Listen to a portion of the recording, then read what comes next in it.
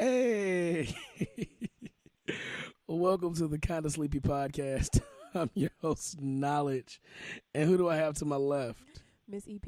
The voice of reason. Yes. And who do I got on the phone today? Yo, yo, yo, it's your boy Rrell. What's going on? What's up, my brother? How you doing? I'm good. I had a few Jesus and Miro AKAs I wanted to shout out, but I said, nah, I'm going to hold that. Nah, man, we're not going to do that. I'm going to hold that. Yo, I listened to one of their podcasts, yo, and like they was doing the AKAs for 15 minutes, dog. The podcast is only an hour. How you have 15 minutes worth of AKAs? I'm telling you, man, that's like the first 15 minutes of the show. I was like, man. And then nothing against them because they're entertaining. Yeah, but by the end of the podcast, I'm like, what? Hold on, what did we talk about for an hour and a half?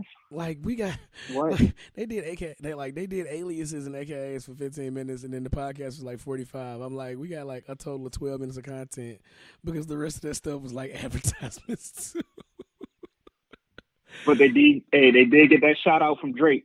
Yo, I love Jesus and Miro. I gotta give Jesus and Miro their props. They really built their brand. You know, like they say on all these podcasts, the brand is strong. So, but let's get back to building.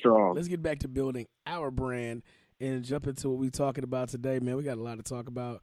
It seems like the theme for today is black women not being protected.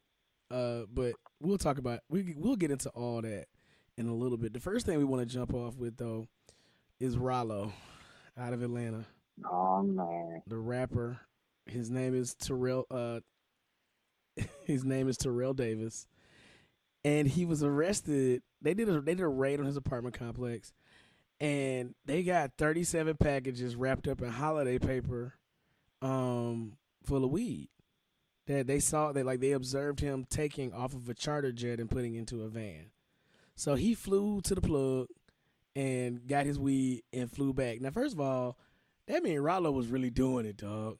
Like, if you can get a private jet to go get your work, you really doing it. But in Christmas paper? Bruh. Christmas and this ain't coke. Yeah, they wrapped it in holiday paper. This is marijuana. This ain't even coke. That's a lot of weed. You gotta move to get a private jet. So when they stopped him at the airport, and when they stopped the van up to the airport with those 37 packages, that was 520 pounds of marijuana. They said that was worth about $1 million on the street. And that's, I mean, from what I know, that sounds about right. Okay. I don't know everything. I couldn't tell you. I'm not gonna pretend to know everything, but from what I do know, that does sound about right. 520 P's, that's gonna be about $1 million. I'm just gonna be honest with you. Yeah. And so what's crazy is that once he lost that, he went back to his plug like the next week. And he flew back in like to the airport. He flew into a smaller airport this time, and they seized 444 pounds of marijuana, which they said is about $840K on the street. So they busted Rrell with about literally almost 1,000 pounds of weed. Like, whatever he rap about, I believe it. At that point, like, I'm just gonna be honest with you.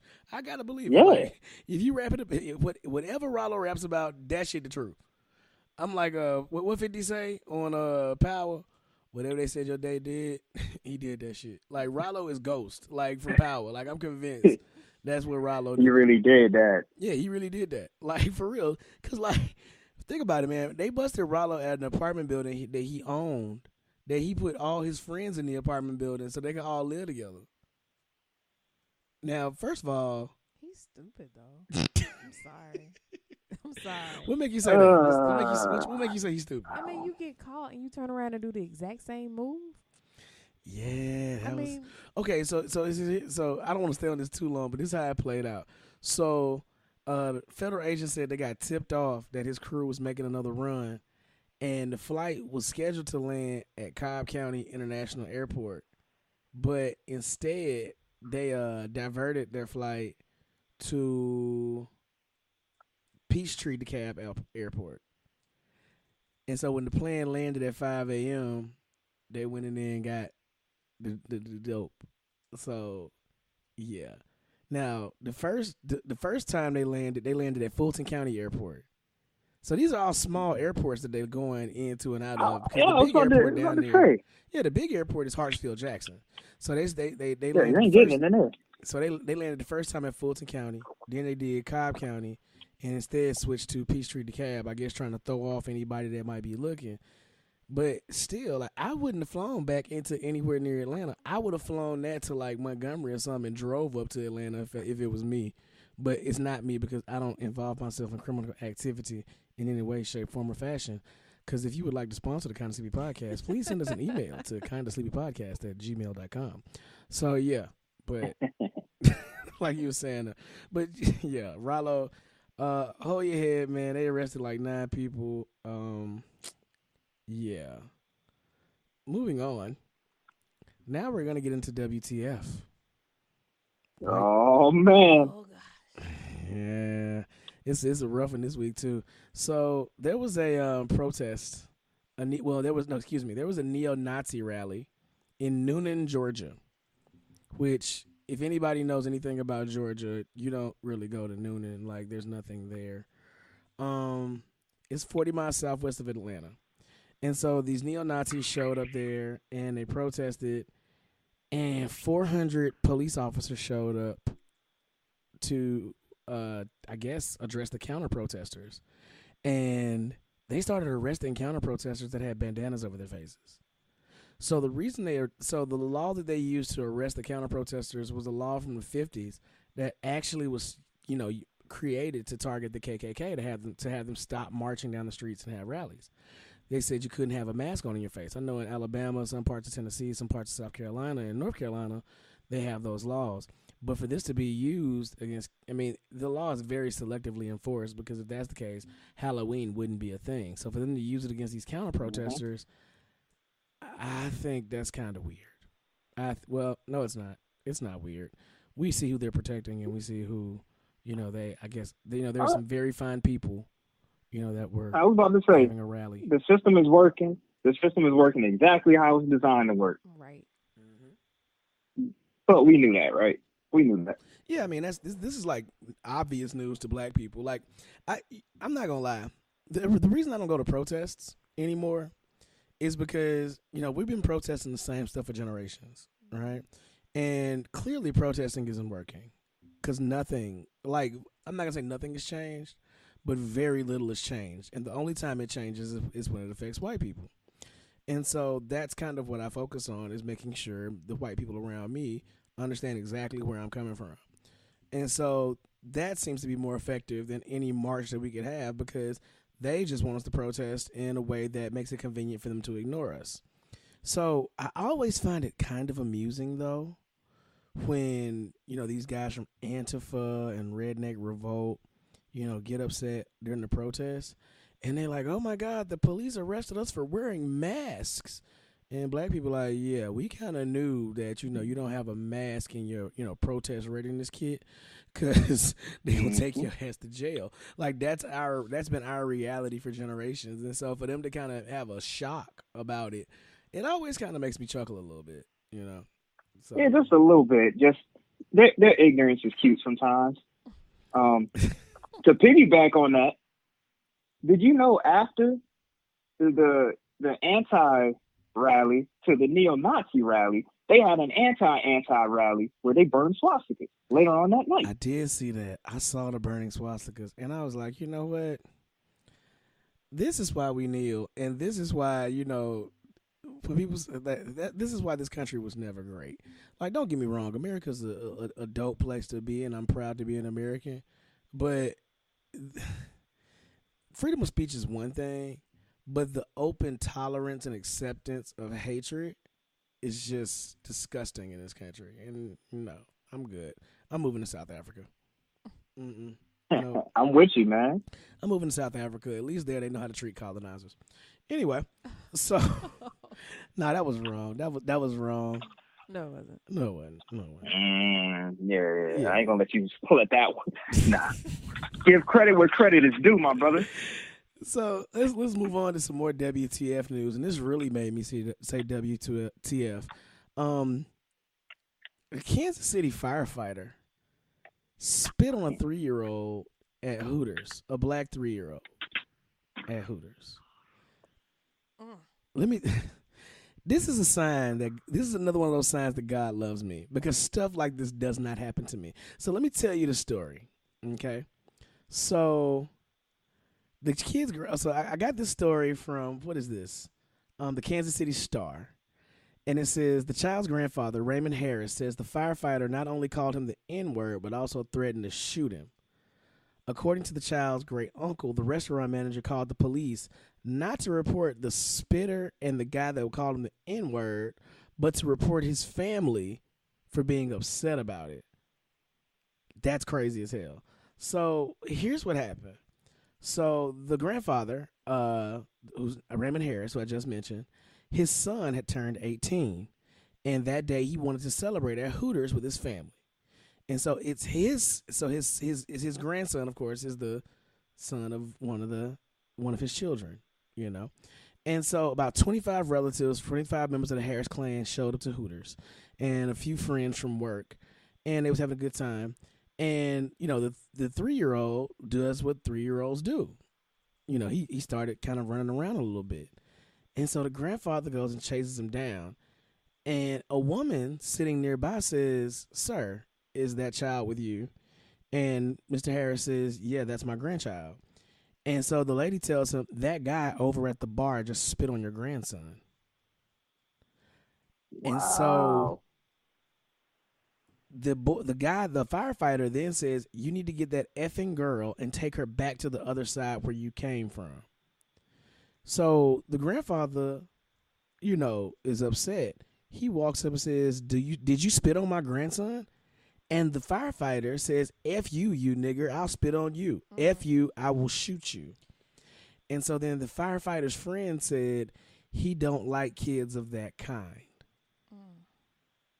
So the grandfather took the child, the 3-year-old, to his mother and was getting ready to go back over there to have a nice conversation with that firefighter. And some of the relatives stopped him and was like, "No, come on, let's step outside. Let's calm down. Let's calm down." And so when they stepped out into the parking lot, one of the guys was like, "You know, it's okay." The manager said, "You know, we're going to handle this and we're going to call the police." They were still relaxing, still taking deep breaths. But then while he was outside, the manager went to the family and asked them to pay and leave.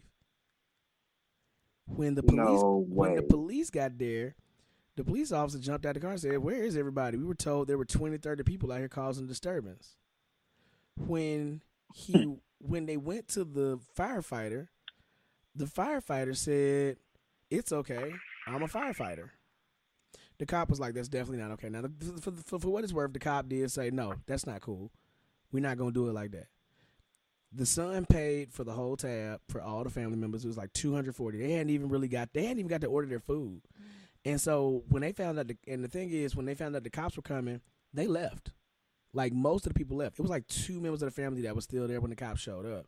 Because the thing is, I can't blame them, because this racist dude just called, you know, a 3-year-old the N-word, spit on him, threatened to shoot us. And when the cops show up, you know, and it's more of us than it is of him, they tend to not de-escalate those situations. And we've seen that. We've seen that police officers, when you're dealing with black bodies and black complainants or, you know, black suspects, they don't de-escalate those situations, and we know it. Now, not at all. Not at all. Now, as a father of a young small child who's very adventurous and rambunctious, I guarantee you this story would end differently. Like I said earlier, I'm not gonna get into it because I don't want to go. Because I'll go on a whole rant. But this is how I know God loves me, because He does not let things like this happen to you. And you a mama bear. I know you. Look, man, listen. When I tell you, if anybody has seen The Color Purple, it would have looked as if like witchcraft hit me, and I would have turned clean smooth into Miss Sophia. I think her name was Miss Millie when she said, "Do you want to be my maid?" And she said, "Hell no." "What did you say to me?" I said, "Hell no." And she started yelling, "Get my children out of here." It was about to go down. That's man. Yeah, I can't even imagine. I would have turned into Miss Sophia. Definitely. I can't even imagine that. Yeah, that's. Yeah. That's I a don't. tough one. I'm not even gonna think that up. I'm not even gonna think that up. But think about this cycle of everything that just happened. Minority family is discriminated against. They file a complaint. Police are called. Story is changed. They flee out of fear. Yeah. There's no protection from the population or public service. So the overseers get there.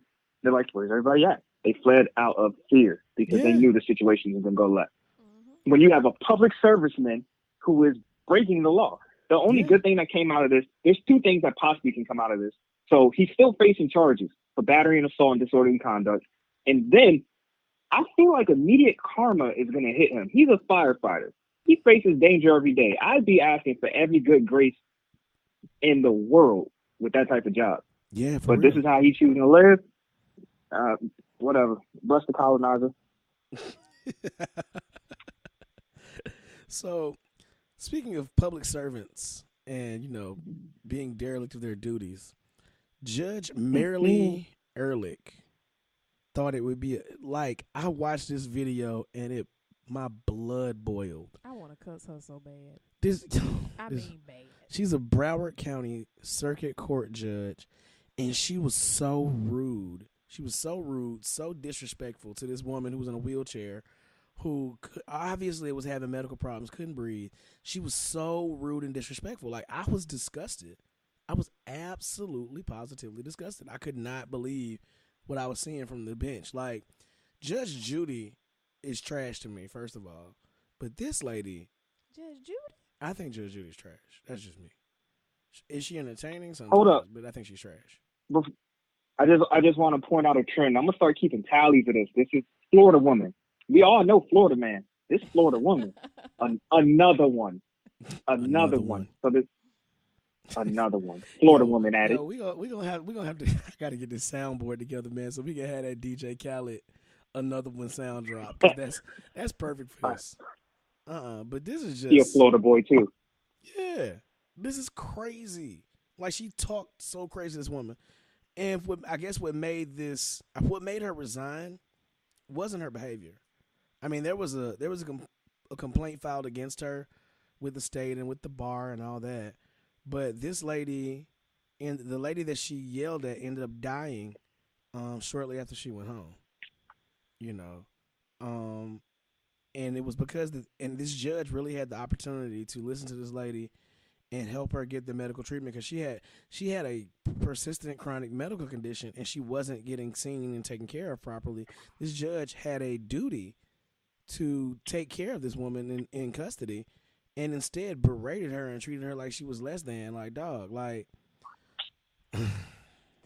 For me, this is just another example of the need to demand certain treatment. It's almost, we've been taught to walk the line and don't cause too much of a fuss, right. And don't be combative, but it's not being combative when you're just simply requesting something that you really need. And I'm pretty sure she thought, well, let me just be compliant, let me just not cause a scene. Well, that's what the judge told her to do, more than what she is. But no, ma'am, I cannot breathe. I need my breathing treatment. She did say a couple times, I need my medicine, when she was asking her for water. I'm not here to worry about your breathing treatments or your medical care. Yes, you are. Right. You actually, that's a big part of your job, Your Honor. Yeah, I'm not saying we have to act, a fool, but no, I feel like sometimes we let things go a little too easy. Right. When we shouldn't. Yeah, absolutely. No, I just. That's another sign that God loves me, because had that been my mama, Oh, nah. I'd have been at Judge Ehrlich house on the front steps. What's happening? Hey, I'd have turned to Tay-Rock from some of Matt. Boy, I'd have charged up like a Super Saiyan. She would have known what happened. I'd have knocked on her door. Hey, let me holler at you, shawty. Come on outside. I'd have pulled one of your moves, Miss EP. I'd have took my shoes off. Oh yeah, Yeah, yeah. that's a definite no shoes, Yeah. confrontation. No shoes Yeah. and Vaseline. And I'm trying to. What's up? I'd have showed up. I'd put my mouthpiece in. I'd have my hands already wrapped as soon as I got out the car. I'm like, nah. I was about to say, hand wraps ready. I'm trying to tell you, it'd have been a loaded luck situation. No, you gonna get this work. Look at me, King. You're gonna need to worry about your breathing right now. Oh. So you deny my mom some oxygen, huh? Yeah, it's about time for you to go and lose yours. That's exactly how that would have went down, completely. So let's move on to more foolishness. York, Pennsylvania. It's a bunch. York, Pennsylvania. This group of black women playing golf. First of all, let me just say how dope it is that these black women were playing golf. Yes. I love to see like first of all, I love black women. First of all, I ain't gonna say too much about that. I ain't gonna say too much about that because I gotta go home. You know what I'm saying? I ain't gonna get too far into that. But I love black women. But to see black women doing things that traditionally we were told that we shouldn't and couldn't do, like play golf, play tennis, swim, join clubs. Yeah, join clubs. They were members. Misty Copeland with the ballet, stuff like that we traditionally have kind of been locked out of, and it doesn't seem like, we're supposed to be doing these things. These women are part of a golf organization where they go around the country. Sisters in the Fairway, that's what it's called. And the group's been around for a decade, and they go all across the country and the world playing golf, and I think that's so dope. Well, the police were called on these women because people said some guys, the owner's dad and somebody else, said that of the golf course were saying that they were playing too slow, which absolutely was not true. Especially since these women, know what they're doing and have played across the world. It turned out to absolutely, positively not be true. One of the guys who called the cops was a former York County commissioner.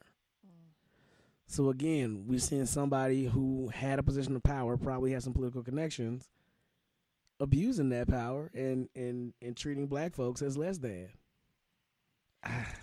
I'm convinced that it's not so much to treat us less than. Some people, I'm not gonna say they, some people cannot deal with you being in their presence and even appearing to be equal to. So they have to treat you different in order to feel superior, because in that moment they're not. I think whoever, the guys, they weren't aware of maybe who the sisters were, and some people really can't handle it. No, you're not gonna come and look at this black person and they're equal to me, or look at this black person and they may have more than I have. They don't like it. They don't like it. I think that strikes a nerve. I can believe that. I can agree with that wholeheartedly. What about you, Rrell? Exactly.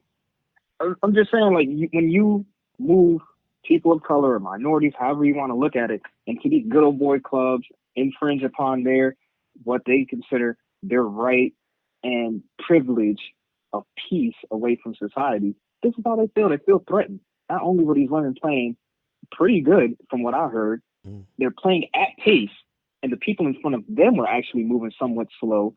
They got harassed after they took a break, the traditional break before they go into the back nine. Yeah. And the guys playing behind them were still taking a break when they came up to ask them to leave. That was the most awkward part of it. That's how you know they were threatening and wanting to get them out of there. They found a chance to exploit. The guy's part owner of it, so was his wife. He has a position of power and prestige within that county or that city, and he flexed it.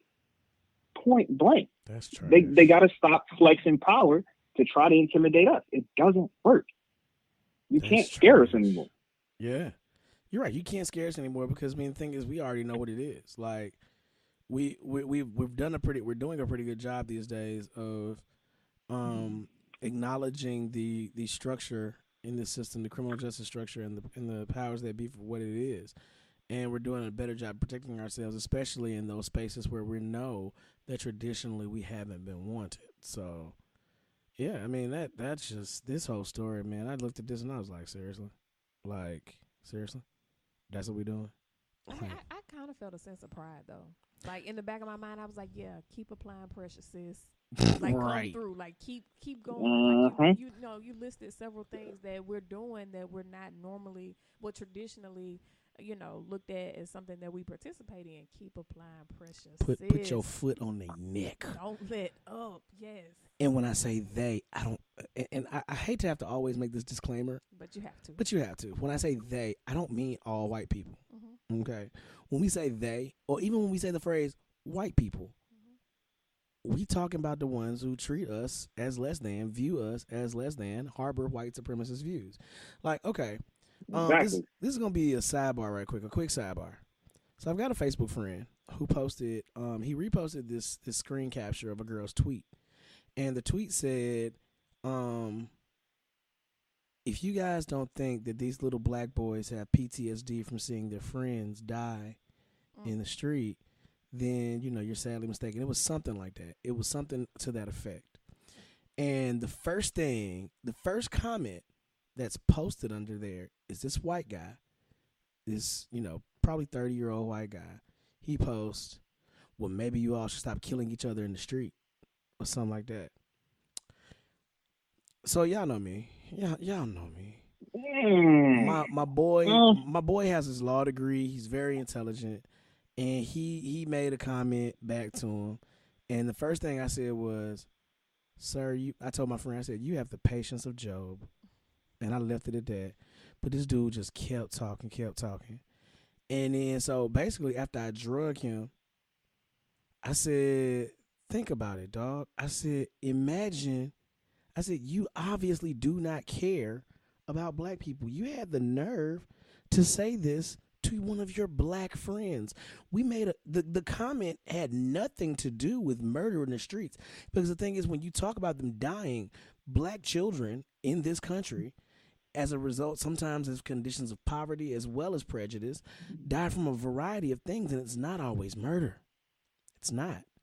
And so the thing, look at Flint, for example. For Christ's sake, this week marked 4 years that Flint has not had clean fucking water. Like, are you serious? Anyway, let me not go there. But I told the dude, I said, think about it. Imagine if you made a comment that we need to protect our children and we need to make sure that our children have the best opportunities for their future and they grow up healthy and happy. And I came by and said, well, if that's what you want, maybe you should stop molesting them. How would that make you feel? That's exactly how me and every other black person with any kind of sense read this. And he was like, oh, well, I apologize, but I'm going to ask a question about, that I ask everybody. What can I do to help fix it? Or what can we do to help fix the problems that we're talking about? I said, get the fuck off of Facebook. Well, this is what I said. I said, at this very moment, right now, I want you to be more cognizant of what the hell you say.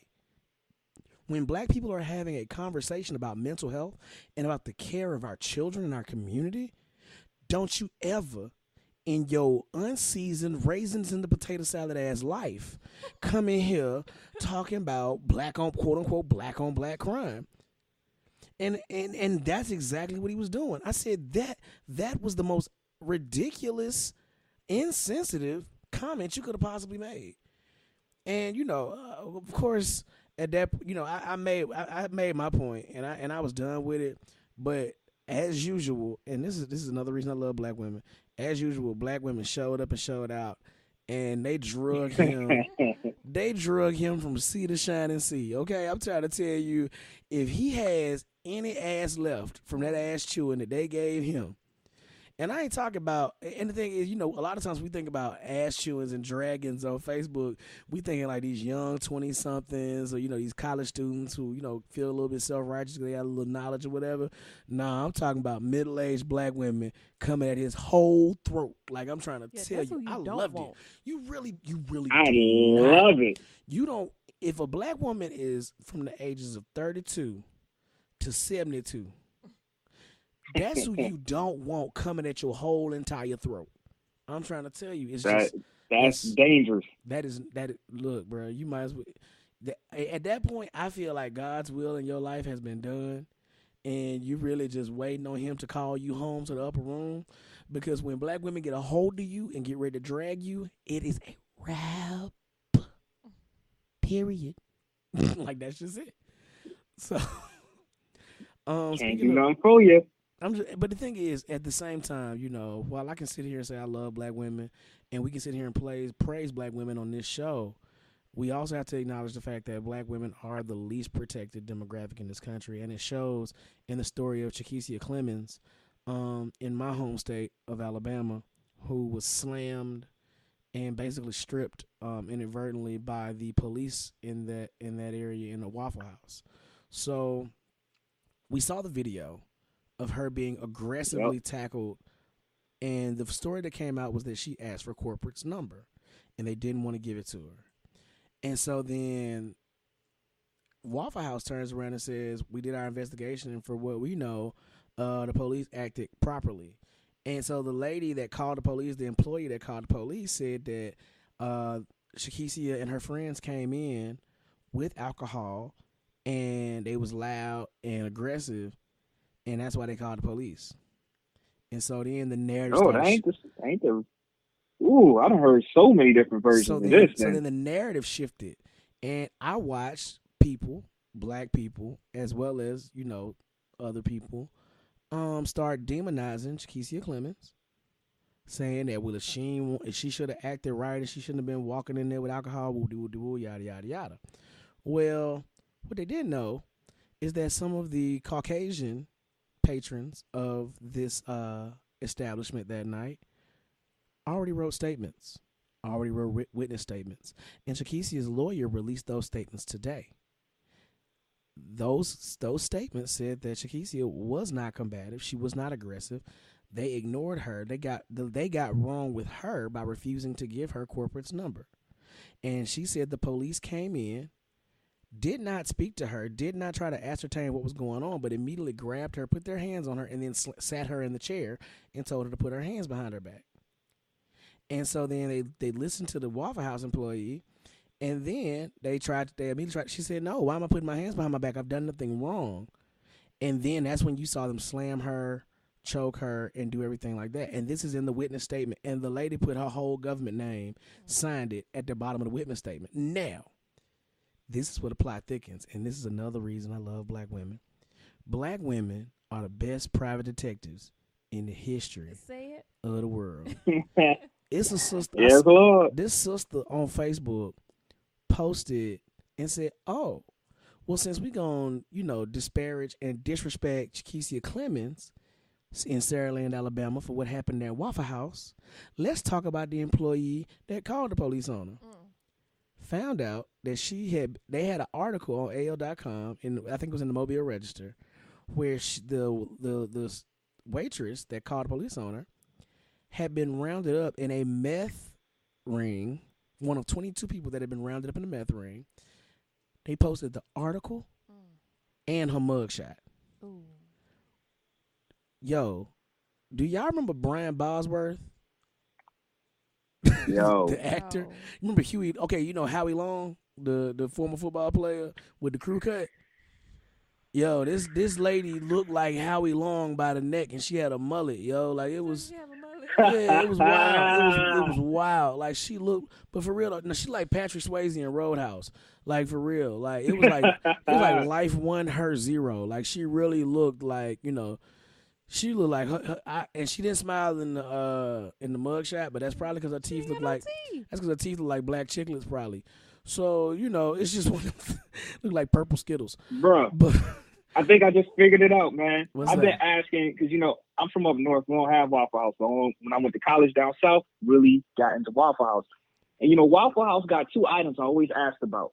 I said, what's the difference between Bert's bowl of chili and Bert's best bowl of chili? Why can't I get the best all the time? I think I know the difference now. Meth. Yeah. Yeah. That extra dollar, man. One of them got that work in it. Tweaking. One got that work. Got that work in it. But no, so I saw all the respectability posts. If the police ask you to do XYZ, you just do XYZ, and even if they're wrong, just let them do their job. And you may, all right. Okay, I have a question though. What's up? So, do you guys feel like it's the new thing? To me, it seems this way. I'm pretty sure it's happened for a while, but it seems like it's the new thing to do. Instead of maybe an employee, having that conversation with a customer that may be a little difficult, even giving corporate's number, going back and forth, and eventually the customer, once you give them what they ask for, it's okay. Well, I'm gone or whatever. Right. Now they just call the police on you. Well, yeah. It's like a tool in the bag. They know they're gonna come out on top. It's like, well, let me call the police and let the police handle it, because of course if things escalate from that point on, I'm out. Here's my logic from now on, and this is just kind of how I have to think about it. And we talked about this recently, where this guy said, he was baiting this black guy in so that he could shoot him. Well, I just saw a video where this guy in D.C. Said he was taking the picture of this guy's license plate, and he was calling the cops because he said, because in this country we have this thing where niggers get arrested. I have to, at this point, if you threaten to call the police on me, for a very minor, mild infraction, I feel like that's a threat on my life. It is. I was just about to say the same That's thing. a threat. I feel like that's a threat on my life, and I shouldn't have to feel like that. And the simple fact that we could justify that with analytical data, this is not an opinion, that could be backed up by a percentage of how those calls turn out. Right. That could be considered a threat. That's a threat. Another thing I wanted to point out. Yeah. Another thing I wanted to point out is we need to know the laws, just like they know the laws. I know state by state is differently, but there's a couple of precedents set in federal court that you can defend yourself and refuse unlawful arrest. Yeah, but that doesn't work out for us, because then we get killed. Right. But my then we go to trial afterwards. The lady at the Waffle House, when she kept asking, what are you doing? Why are you putting my hands behind my back? What are you haven't told me anything. Right. I was under the impression, and I could be wrong, they have to at least tell you, we're just going to detain you for questioning for a second, or, it's just for your safety. We're going to move you out of the way, or whatever, excuse. They have to tell you something. Well, I'll be perfectly honest with you. Like, and you've been on the phone with me when I've gotten stopped by the police. Mm-hmm. And I'm usually polite, courteous, overly so, because I want to make it home. But there have been situations where if I feel like I'm being threatened, or if I feel like there's a possibility that this is going to go left no matter what I say or do, I don't get combative, but I get very, very quiet. Mm-hmm. Because at that point, I'm like, if I'm going to, like, the thing is, the thing I say before I'm about to get quiet is, am I free to leave? And if they tell me, no, we're detaining you while we're doing our investigation, I then say, so what crime have I committed? Well, we're trying to ascertain that. At that point, I know that they're looking for something. Right. And so I don't say another word. Mm-hmm. They ask me questions. I just be like, am I free to go? Like, so where you headed? Home. That's it. Right. Where you coming from? Home. You can't give them extra ammo. Yeah. I'm like, where you coming from? Home. I didn't lie, because I did have to leave the house at some point. Where am I headed? Home. Because I got to go home at some point. Now, where I stop in between ain't none of your business. Ain't none of your damn business.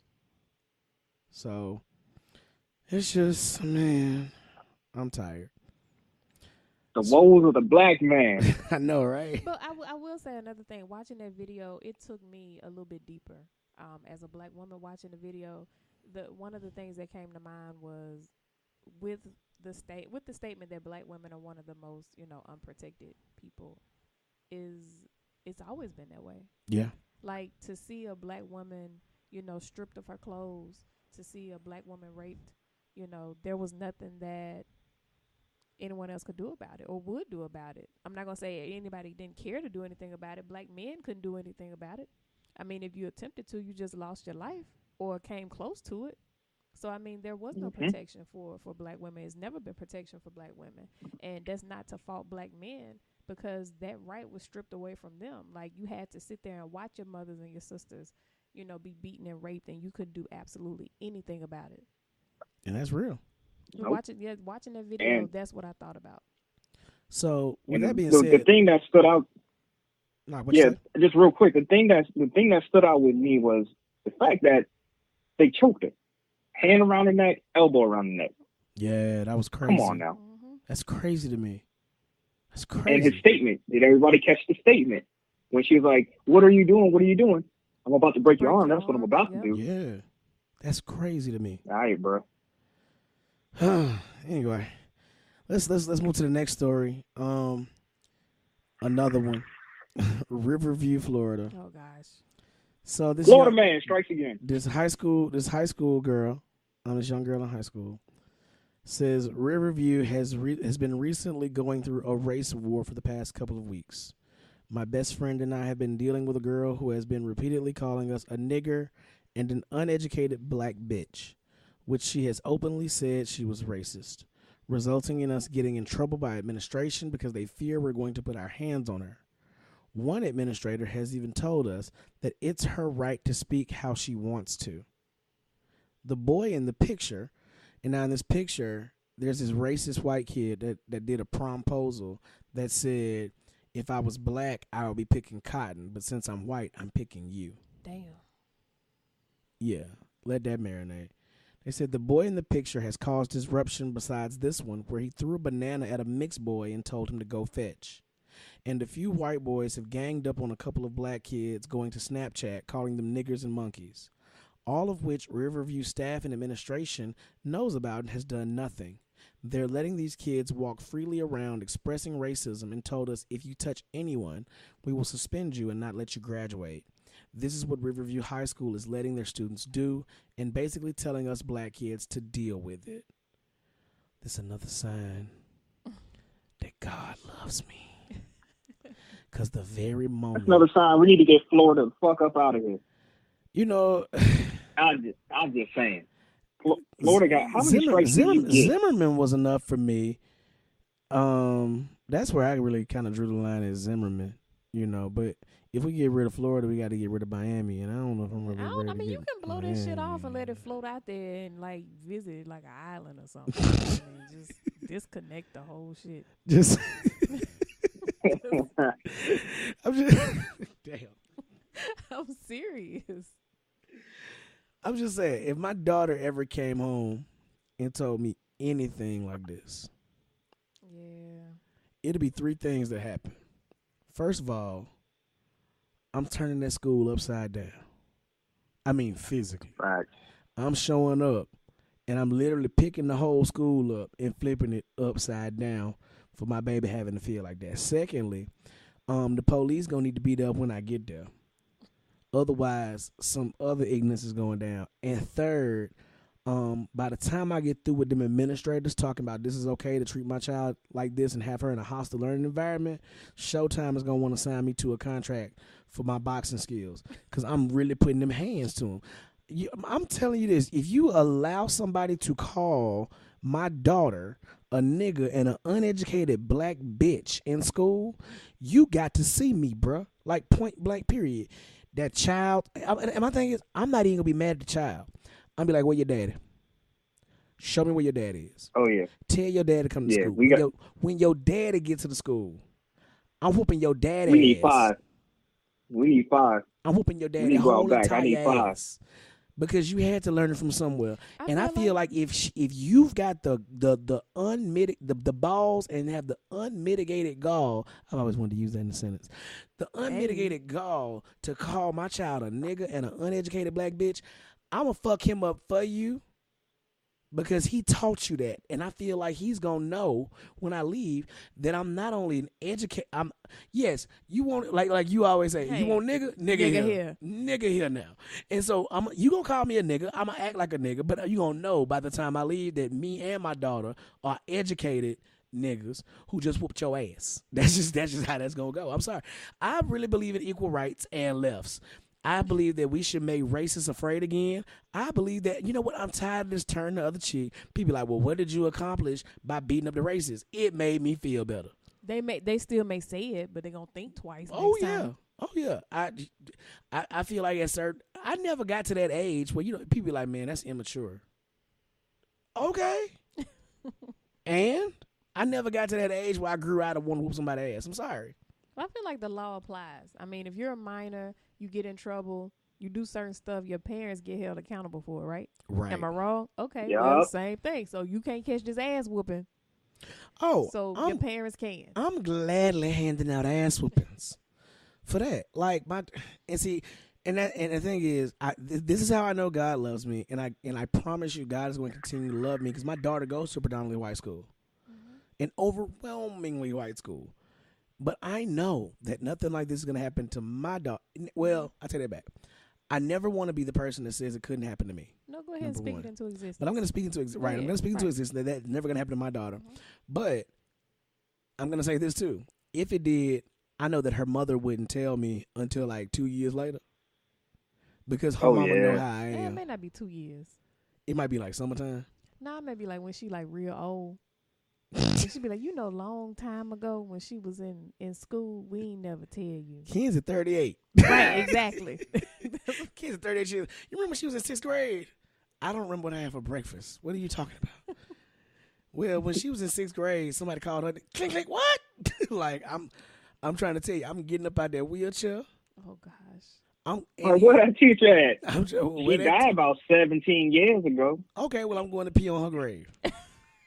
Yeah. I'm knocking over her headstone after I'm done. What's crazy, there was a similar incident. I'm riding right next to you. Right. I'm riding right next to you. That's the bad part. There was a similar incident in North Carolina. Same thing.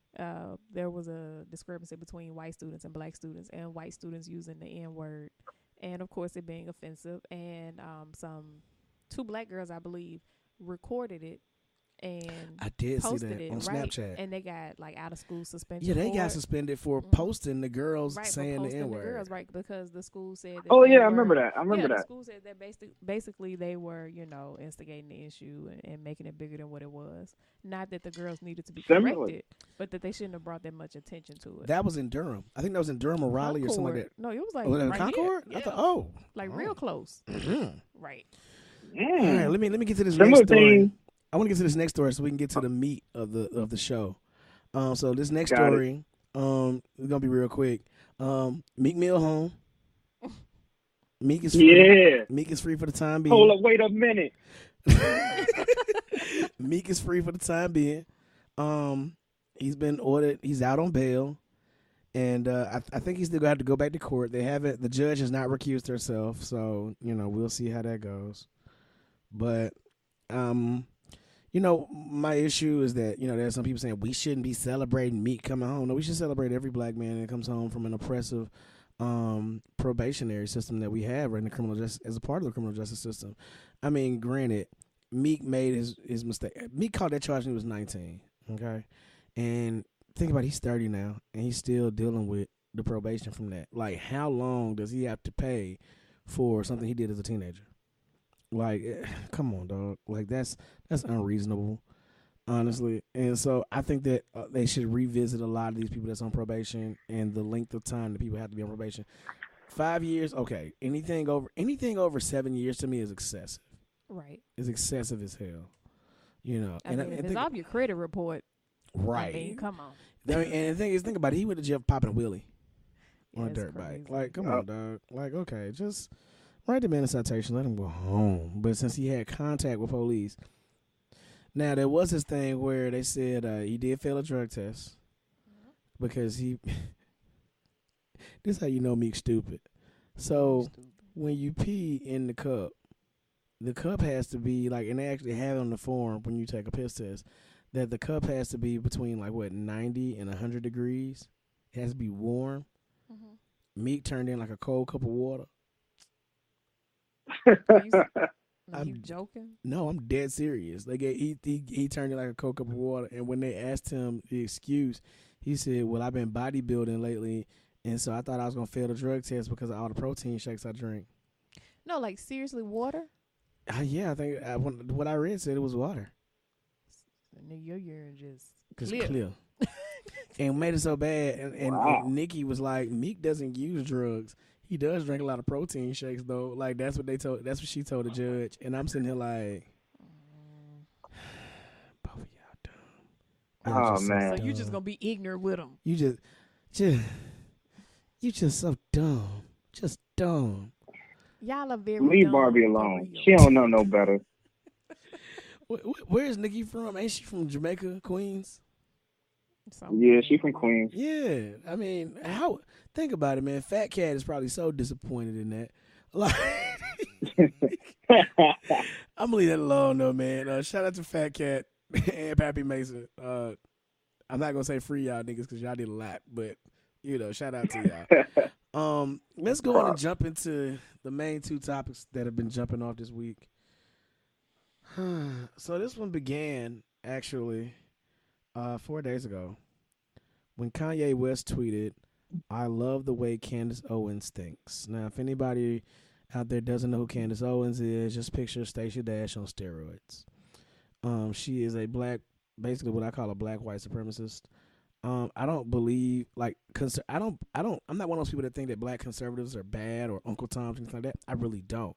I know some black conservatives that I think are great and intelligent people, and they have legitimate reasons for believing what they believe. But you have people like Candace Owens, who I feel like legitimately sell out their skin color for the acceptance and love of people who probably behind closed doors call them nigger. And so when Kanye tweeted that, I was like, shit. And then it got worse. Kanye then tweets yesterday, "You don't have to agree with Trump, but the mob can't make me not love him. We are both dragon energy. He is my brother. I love everyone. I don't agree with everything anyone does. That's what makes us individuals, and we have the right to independent thought." Now, that completely sent the whole world into a frenzy. And so one guy actually posted up under my page. He said, "Well, did he lie though?" I said, nobody actually questioned the honesty of it. There were independent clauses in that whole tweet. And so I think everybody had a problem with the first part, and the second part, not so much. So before we really get into this conversation about this, Janelle Monáe said recently, and I love Janelle Monáe. Bless her. I love her. She said, "I don't believe in free thinking rooted in oppression." Pow! She let her.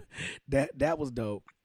But then Ebro and Kanye kind of got into it yesterday on social media. And Ebro went in. I respect that. Ebro said something that I thought was very, very valid. He said the reason that Kanye West is lost, number one, he can't out-Rrell Jay-Z. He can't out-Truth J. Cole. Can't out-rap Kendrick, and can't out-hit Drake. So all Kanye had left was this. What are you guys' thoughts? Boy, that was deep. Let's start with Miss EP. I low-key agree. I mean, where does he fit in now? I got a theory. I'm gonna let y'all finish first because I'm gonna break Kanye's whole steez down. I mean, when Kanye first came out, Kanye was outspoken, and Kanye's always done stuff for attention. But we were all for it as long as he was still speaking on things that we agreed with. It's not even that we agree with, because a lot of people didn't agree with the fact that George Bush didn't like black people. It was just things that speak to our experience, to our collective experience. Exactly. So we were all behind him for that. So you could be quote unquote crazy or, a little extreme, but it was okay then. He's still doing the same stuff now. It's just that he doesn't speak to our experience anymore. So we don't like it. What you think, Rrell? So as far as Ebro's statement, that was deep and it's very true. There's a piece of that I want to break down that might lead to what you're going to break down about Kanye. Mighty odd that the first thing he releases is release dates for albums he's producing and handcrafting. Now he's more vocal. He's getting that attention, and he realized everything that Ebro said. It's true. He's not relevant in those areas that people care about as far as music goes. People are just gonna listen to Kanye because it's Kanye. Like, you expect greatness from him, but he's not relevant. He's fighting his own demons. What does he have left besides this act? So this is what he had to do to promote his project. And it's sad because, I know I'm not buying that Kanye album.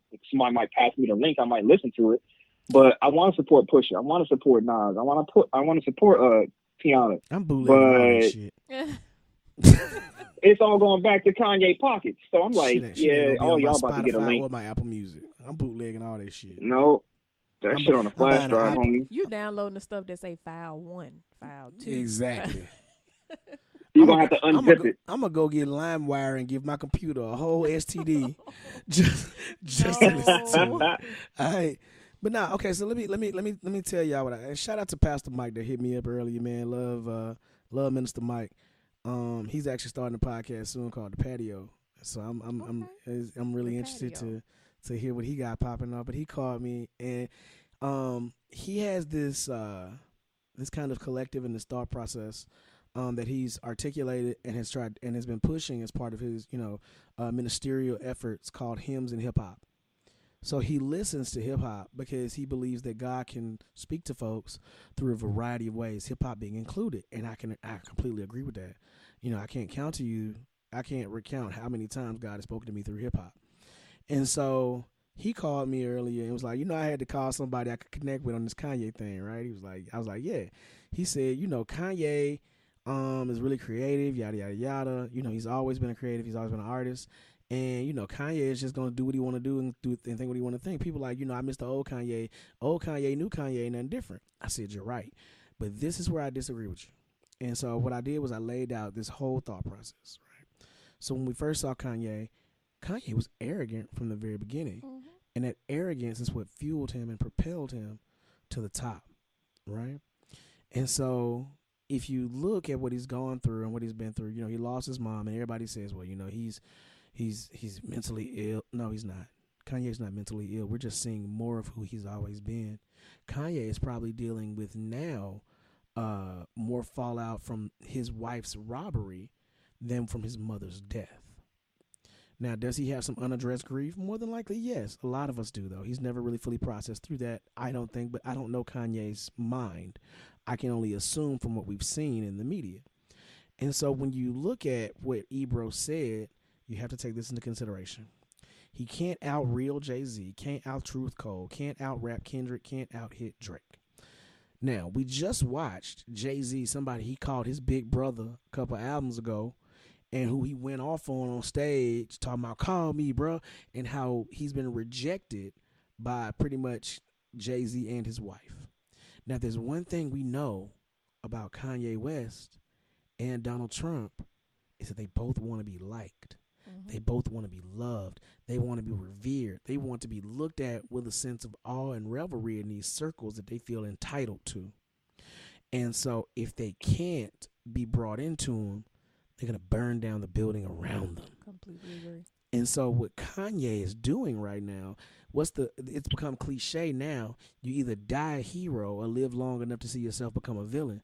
Kanye did a heel turn, and he's playing the villain now because he knows that this is the way to get attention, adoration. Adoration from the wrong people is better than being relatively obscure, and that's Kanye's thought process. This is all about attention. This is egomania. He cannot handle the fact that Jay-Z is still consistently doing it, boom, boom, boom, and then his wife just did one of the most amazing performances ever in Black music history. Meanwhile, people still got jokes about Kim. Right. And people still, kind of treating him kind of like a social leper, and they talk shit about his clothes, the slavery clothing line that he done put out and everything like that. So he's embraced the villainy now. There's some conspiracy theories out there. Okay, I don't really put a lot of stock into some of them, but when I watched people start caping for Kanye in a way that I just didn't understand. Like when Chance said, not all Black people have to be Democrats. Nobody ever said anything about the Democratic Party and their criticism of Kanye, nor the Republican Party. What it is that there really is a line in the sand when it comes to Donald Trump. And when you support Donald Trump, it's not so much that you're not that we have a problem with your independent thought. Black people have been thinking independently forever. Black people have been thinking in alternative ways for forever. What we have a problem with is you aligning yourself and forwarding a culture and a pervasive mindset of hatred and white supremacy. That is what we don't like. I don't give a damn about you being a conservative. Think about it. Jay-Z and Nas made a song called Black Republican, and I had no doubt in my mind that they actually probably supported some Republican policies being rich. Right. But nobody had an issue with it because at the same time they still spoke to our experience, and they did not support overtly a culture of white supremacy and hatred. And that is what we have a problem with. So for Chance to reframe it like that, I was like, wait a minute, that don't make sense. And then Lupe came in after Kanye said Chicago didn't change in the 8 years that Obama was in office. Some people from Chicago was like, nigga, you live in Calabasas and you ain't did nothing for a shot since you got put on. So what are you talking about? Don't start throwing shots now. You got way more money than Obama had. And then you managed to completely ignore the fact that Obama had the My Brother's Keeper program, which was his pet project that he initiated in Chicago when he got into office. And so they was like, don't do that. And so we saw it was not about thinking independently. It was about bashing a certain mindset, a certain experience, a certain culture. Now, for Lupe, Chance, and then Saha said, we gonna see who's the coon when that man president in 2024. Kanye running for president? They're not gonna let that man be no president. I could see him running, like, really. He said he wanted to run. I can see him doing it, but if he gets elected, I'm literally leaving America. That is ridiculous. That is crazy. It is insane. Hell no. And so the thing is, and I just think this is a strange, something's going on, specifically in Chicago, specifically in hip hop. That is a strange hill for these talented, intelligent, culture-forwarding individuals in hip-hop right now, some of the cream of the crop of what we've had in the past 10 years of hip-hop. That's a strange hill for them to die on, and I'm just like, no. But this all goes back to Kanye choosing to be a villain because he realized he would never be a hero. I totally agree. So true. He can't be a hero, so he's going to be a villain. I mean, when he came out, he was hungry for it. I mean, he wanted to be the greatest, right? I think he had the expectation that he was going to be the greatest no matter what. Like, he was going to force himself in. He's going to will his way to greatness. Mm-hmm. And then he hit a certain mark when it came to his artistry as being a rapper. And then that worked. Okay, so then he wanted to go over into fashion. And then that's when he had the whole breakdown about, there's these 53 ceilings. million in debt. Right, and he can't get but so far. Okay, well, I think reality hit him. But the thing is, we saw that with Donald Trump back in the 80s and 90s. Mm-hmm. And that's and my thing is they're both egomaniacs. Exactly. So if that's your thought process, I don't expect him not to admire Donald Trump. Yeah. Let's we kind of over time, but I want to get into these last two things. Fuck Bill Cosby. Oh, Bill. Bill has been found guilty of 3 counts of sexual assault. He faces 10 years per charge. He's 80 years old. And a $25,000. Yeah. And $25,000. I don't see him. I don't see them actually sending him to jail because he's 80 and he's blind. And plus he has enough money to kind of buy his way into like a house arrest type deal. I don't see him actually going to prison. Really? I really don't. Now, and this is what I'll say, because people started making this comparison. They're like, well, what about R. Kelly? And I wanted to get on my whole soapbox about that, but R. Kelly is not really in the news outside of giving, like last week we talked about him giving a 19-year-old STD. But the thing is, this is what proves to me that black women are the least protected ever. People are supporting R. Kelly, and R. Kelly's never been formally charged. There's a paper trail on him a mile long. Mm-hmm. But, Bill Cosby is found guilty because his victims, I believe part of it was because they were white. I don't think R. Kelly will ever be charged because his victims are all black and typically poor. Agreed. And so, I don't want to conflate the two issues, but we need to get Bill Cosby the entire fuck up out of here. And the thing was, people was like, well, some of the girls lied. I'm like, think about it, man. 60 people ain't gonna all tell the same lie on you, number one. And even if we took the FBI's, purported statistic of 2 to 5% of accusations being false, that still leaves over 55 women accusing you of something. Let's say even half of them said that we're lying. That's still 30 women that you done sexually assaulted or raped.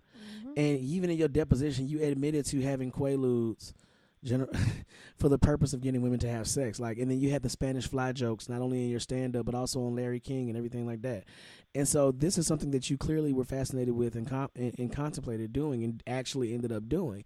So people, and I said this on my Facebook, I draw a line in the sand of that. If you caping for Bill Cosby, just unfriend me. I don't want you consistently around my thoughts. I don't want you to with the benefit of my daily presence. You know what I'm saying? I don't want anybody around me that supports Bill Cosby or R. Kelly, point blank, period. You know, I still got love for you. We can still be, you know, hi and bye, what's up, dap you up. I have a conversation with you. You know, if you ever need help, I'll help you out. But I'm just not really in the business of consistently keeping people around me and in my space who, you know, refuse to accept and acknowledge the fact that some of our people deserve to be voted off the island, especially when it comes to rape and child molestation and these crimes of moral turpitude, murder as well. I mean, if you some of these scammers, okay, I'm not gonna completely vote you off the island. You get some rehab. You know, boosters, okay, you get some rehab. You know, stop stealing.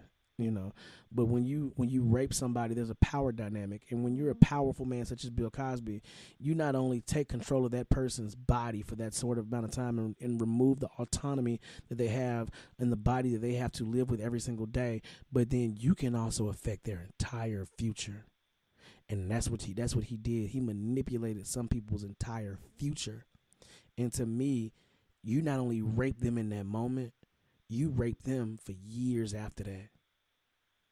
So that's just fuck Bill Cosby. I'm sorry. No. He can eat a whole bag of baby dicks as far as I'm concerned. Fuck Bill Cosby. No. Yeah, we can get Bill up out of here. Bill need to get the fuck up out of here. I'm sorry.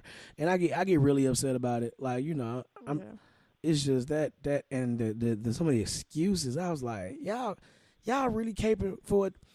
I put it like this, man. If two dudes came up to you and told you your girl was cheating on you, you'll believe them, but you're not gonna believe 60 whole ass women.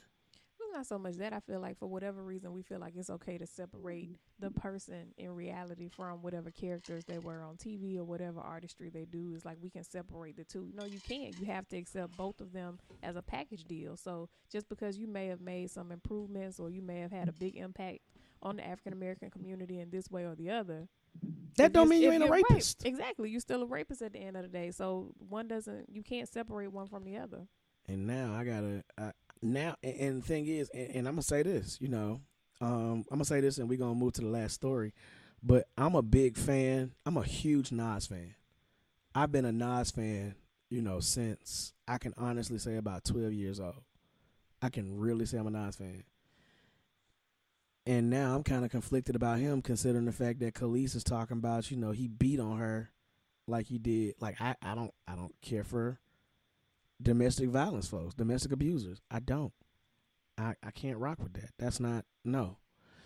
So I mean, hey man, that's we live in a very very rough world, and yeah. True indeed. So the last story, man, I want to end on a positive note though. Michael Brown's mother, Leslie McSpadden, is running for city council in Ferguson.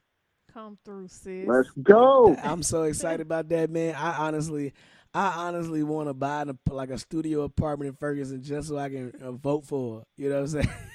I want to put her picture in a picture frame, put it in my living room. I want to put her picture in a picture frame. It's not going to be on the wall next to JFK, MLK, and Jesus in my grandma's house. And Obama. Mm-hmm. Got to put Obama on the wall in your grandma's house. But it might be a little bit below that. Right. You know, and so that's why I'm like, you know, I hope she has like a GoFundMe or some sort of campaign donation site, because I want to make a donation to the campaign. I think everybody should make a donation to the campaign. As soon as we find it, we're going to put it on the Facebook page and we're going to blast it out on our social media. So shout out to Leslie McSpadden, man, and I hope she actually wins in Ferguson. So anywho, final thoughts, Miss EP. What do you got? Stay positive. I mean, it's a lot of negativity out here. I mean, we can't avoid it, but through it all, you still got to stay positive. Keep a positive mindset. Stay in control of your own emotions. Set your own pace. Keep pushing. Hey. Rrell, what's up, man? I know you got something to say. What's going on? Yeah, I got something to say. All week, I found myself repeating the same sentence, same phrase, whatever. You can apply it to a lot of things. I'm not going to go there because that's a whole hour conversation of where, you know, originated from. But my saying is, stop selling me cotton, calling it silk. When cotton has a perfectly defined purpose. Nothing wrong with being cotton, but don't sell me cotton calling it silk. I like that. I'm gonna leave it at that. That applies to so much going on right now, but I'm gonna leave it at that. Bars. I like that. I'm gonna put that on a t-shirt. Yes, put that on a t-shirt. And then Hey. t-shirts coming soon. Last but not least, what do I want to say to close out this episode? Fuck Bill Cosby, man. That's all I got right now. I'm sorry. Fuck Bill Cosby. I'm just saying. Hey. Bye. Hey. Hey, we gotta find that sound clip. Wasn't it like a Eddie Murphy or somebody had a sound clip that was like, Eddie, hold up. Bill Cosby wanna talk to me? Man, fuck Bill Cosby. I think that was. Oh, that was Eddie Murphy. It was Eddie Murphy because he was like, I just got up there and said, fuck this, fuck that, suck my dick, bye. Like, because he was talking about how Richard Pryor said it. He called Richard Pryor about it. He said, yo, Richard, Bill said he want to talk to me. And Richard Pryor said, man, fuck Bill Cosby. Yeah, we got to find that clip. Actually, next week, we're going to find that clip, for real. We're going to actually put that up. Oh, man. I'm already on it, man. I'm about to find it right now. Yeah, we need that. Hey, but we want to thank you guys for checking us out here on the Cosby Podcast. You can catch us on Facebook, SoundCloud, iTunes, iHeartRadio, Spotify, YouTube, everywhere, man. So thank you guys for checking us out, and we'll catch y'all next week. Peace. Peace.